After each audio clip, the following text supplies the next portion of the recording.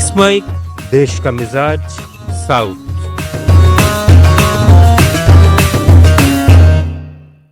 Let's mic देश का मिजाज और दक्षिण भारत की खबरों के साथ मैं अंजू सैनी। बीआरएस एमएलसी के कविता ने पार्टी के निलंबन के एक दिन बाद बड़ा कदम उठाया है। उन्होंने तेलंगाना विधान परिषद के अध्यक्ष को पत्र भेजकर एमएलसी पद और बीआरएस के प्राथमिकता सदस्यता से इस्तीफा दिया है। हैदराबाद के तेलंगाना जागृति कार्यालय में प्रेस कॉन्फ्रेंस के दौरान कविता ने पार्टी नेताओं टी हरीश राव और जे संतोष राव पर उनके और उनके परिवार के खिलाफ साजिश रचने का आरोप लगाया है। उन्होंने कहा कि उनके पिता और बीआरएस प्रमुख के चंद्रशेखर राव पर इन नेताओं का दबाव था। कविता ने स्पष्ट किया कि वो किसी अन्य पार्टी में शामिल नहीं होंगी।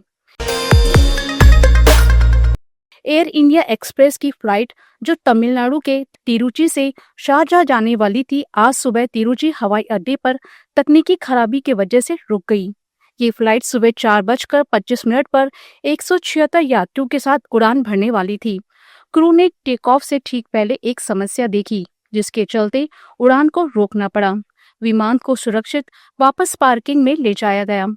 एयरपोर्ट प्रशासन और एयरलाइन की टीम यात्रियों की सुरक्षा को ध्यान में रखते हुए सभी जरूरी कदम उठा रहे हैं। मद्रास हाई कोर्ट ने दोस्ती को लेकर अनोखी चर्चा छेड़ दी है कि क्या दोस्ती को कागजी सबूतों से साबित किया जा सकता है। जस्टिस एन आनंद वेंकटेश ने एक किडनी ट्रांसप्लांट के मामले में ऑथराइजेशन कमेटी के उस आदेश को रद्द कर दिया, जिसमें 2 लोगों की किडनी दान देने की इजाजत नहीं दी गई थी, क्योंकि ये साबित नहीं कर पाए कि वो पारिवारिक दोस्त हैं। ईरोड के सी गणेशन और थंजावुर के वी पोरियासामी ने दावा किया था कि पुराने दोस्त हैं, लेकिन कमेटी ने ईरोड कलेक्टर के रिपोर्ट के आधार पर, जिसमें कहा गया कि उनके पास दोस्ती का कोई दस्तावेज सबूत नहीं है, उसे अनुमति देने से इनकार कर दिया। कोर्ट ने इस मामले में दोस्ती साबित करने के तरीके पर सवाल उठाया और कमेटी का फैसला खारिज कर दिया। कर्नाटक भूमि डेवलपमेंट कॉर्पोरेशन के अध्यक्ष एस रवि कुमार ने भ्रष्टाचार के आरोपों के चलते इस्तीफा देने का ऐलान किया है। शिवमोगा में मीडिया कर्मियों से बात करते हुए रवि कुमार ने कहा कि उनके खिलाफ एक वीडियो वायरल साजिश रची गई है, जिसमें एआई टूल का इस्तेमाल किया गया है। उन्होंने बताया, कर्नाटक के मुख्यमंत्री सिद्धारमैया ने उन्हें फोन पर आरोपों के बारे में पूछा था। मैंने मुख्यमंत्री को बताया कि ये मेरे खिलाफ साजिश है। सरकार और पार्टी को किसी भी तरह की शर्मिंदगी से बचाने के लिए इस्तीफा दे रहा हूं।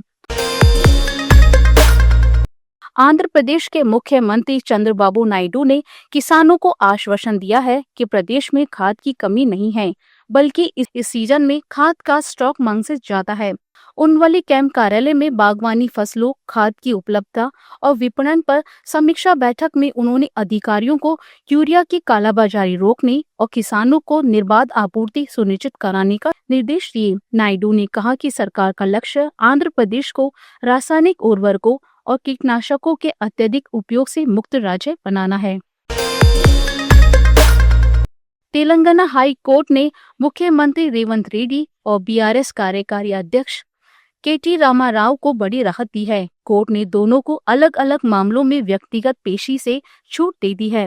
रेवंत रेड्डी के खिलाफ 2021 में बिना अनुमति रैली के मामलों में अंतरिम राहत मिली, जबकि केटीआर को अमृत टेंडर से जुड़े मानहानि के मामले में छूट दी गई। जस्टिस के लक्ष्मण ने दोनों मामलों की सुनवाई 7 अक्टूबर तक स्थगित कर दी है। केरल में इस ओणम सीजन में राज्य सरकार का खर्च 20,000 करोड़ रुपए पार करेगा। वित्त मंत्री के.एन. बालगोपाल ने तिरुवनंतपुरम में मीडिया से बातचीत के दौरान कहा, एलडीएफ सरकार त्योहार के दौरान लाखों परिवार को साथ लेकर चलेगी। सरकार 12,100 करोड़ रुपए वेतन, पेंशन, ओणम बोनस, फेस्टिवल भत्ता, ओणम अग्रिम और महंगाई भत्ते पर खर्च कर रही है, जिसमें 13 लाख से ज्यादा सरकारी कर्मचारी, मजदूर और पेंशन भोगी लाभान्वित होंगे। तिरुवनंतपुरम में ओणम समारोह के दौरान मंत्रियों ने रस्साकसी प्रतियोगिता का उद्घाटन भी किया। आप सुन रहे थे let's make more than radio. Follow कीजिए हमें हमारे सोशल मीडिया प्लेटफॉर्म्स पर।